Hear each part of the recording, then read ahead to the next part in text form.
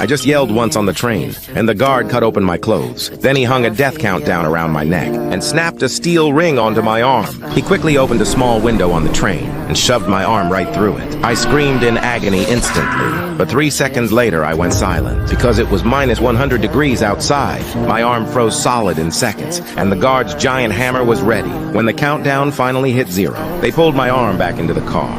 After making sure it was completely frozen, the guard raised his massive hammer without hesitation. But seeing all this happen, the poor passengers didn't dare to protest, because Earth had already entered a new ice age. 99% of humanity had frozen to death, and the remaining 1% lived on a train that had been running non-stop for 17 years. But unfortunately, there was still a strict class system on this train.